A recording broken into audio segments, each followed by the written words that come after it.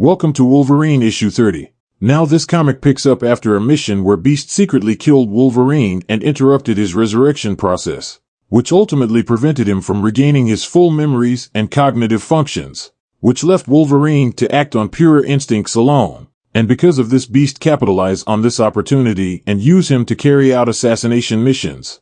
But the only problem was after his last operation, Wolverine managed to escape and shortly after was captured by Krakoa, where he manages to regain his memories and escape back to the surface. Which brings us to this issue.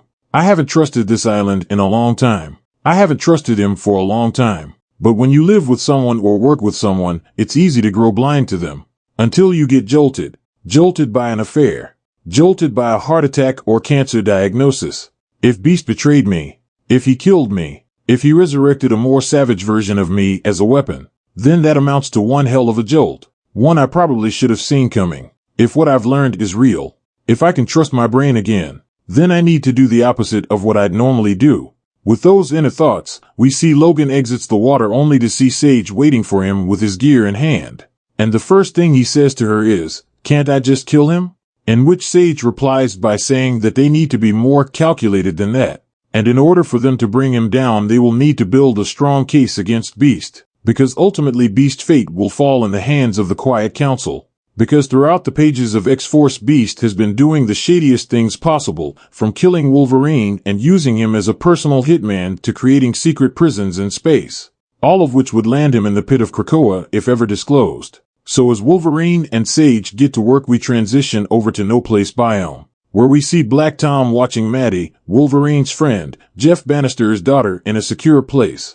Because in the previous issues, Maddie came to Krakoa with the help of Deadpool Finger, which was given to her by Wolverine in case of trouble. Because Maddie and her father have found themselves on the radar of a certain individual. An individual she refers to as the Blue Man, aka Beast. Which brings us to this current moment. Because as of right now, Black Tom is responsible for keeping Maddie safe until Wolverine and Sage return. So in order to keep her entertained, Tom used his mutant power over plants to create a miniature version of himself to play with her. So while all that is going on, we see a mysterious figure lurking in the shadows. Lurking in the dark. For this figure is the Blue Man. And he just released a wasp. A wasp that was infected with the telefloronics that was first introduced in the second arc of X-Force. And this wasp stings Maddie. And almost instantly Maddie is knocked unconscious as she begins to foam from her mouth. In a complete panic, Black Tom was running out of time because Maddie was on the edge of death. So in a gamble to beat the clock, Black Tom did the only move he could by bringing Maddie to the healing gardens, where luckily they were able to stabilize her. So with Maddie stable, Wolverine and Sage makes it on scene. And Wolverine is not in a good mood because Black Tom had only one job. And by the skin of his teeth he was able to avoid a disaster. But upon reviewing everything, Dr. Reyes discovered that the wasp that stung Maddie had traces of floral attributes, which ultimately pointed towards Beast. So with Wolverine being completely fed up, he tells Black Tom and Sage to help him find Beast, which they do without hesitation. Black Tom uses his power to tap into Krakoa to see if Beast was on the island. And Sage logged into the gates to check to see if Beast fled that way. But unfortunately, both methods were a failure.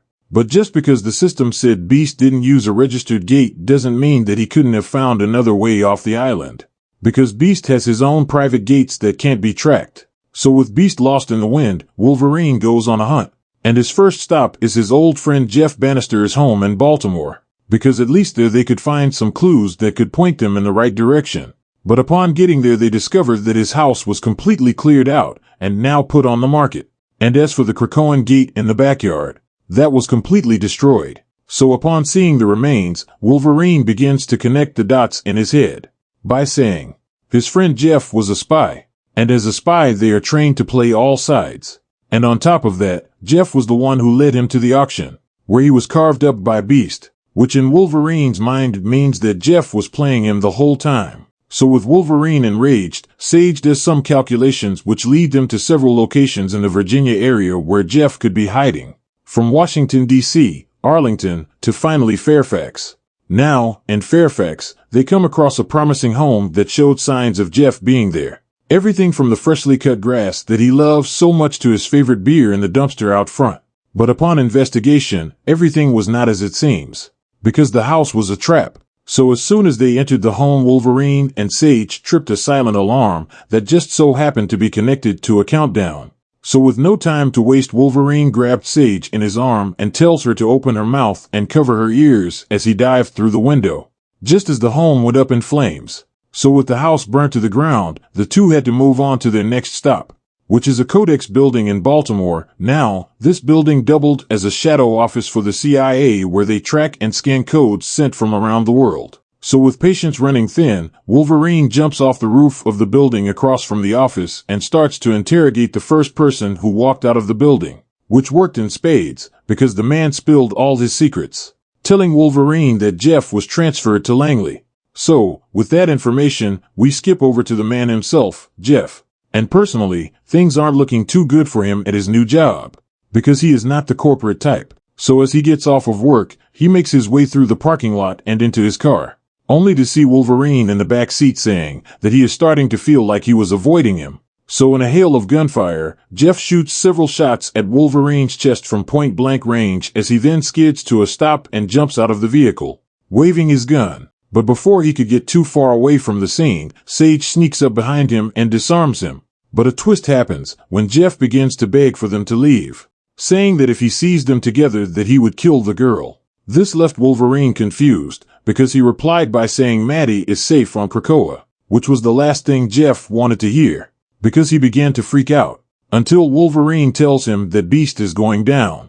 And then he goes on to say that they would need whatever information he has on Beast to make it work. And that's when Jeff spills everything. He tells Wolverine and Sage that he works for the X-Desk and X-Force, which means he works for Beast. And then he continues by saying that Beast told him after Wolverine died that he would do the same to Maddie if he didn't comply. So just as he was saying I'm sorry, several bullets rained out as it buried itself in Jeff's chest. So as he falls, Sage immediately goes to his side, as Wolverine dashes into action.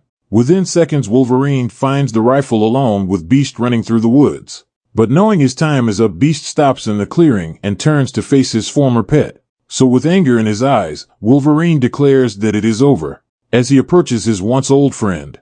As he gets face to face with Beast, he tells him to speak, telling him to quote some old philosopher or something, demanding him to justify his action. But for the first time, Beast is speechless.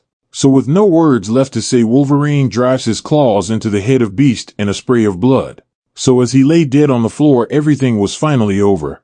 Or was it? Because following this, we transfer over to the Point, into a lab that was only known by Beast. And in that lab we see a clone coming online. We see a clone of Beast. So as he exits the chamber, he utters a few choice words ending in everything is about to change. So with that said, this issue comes to an end.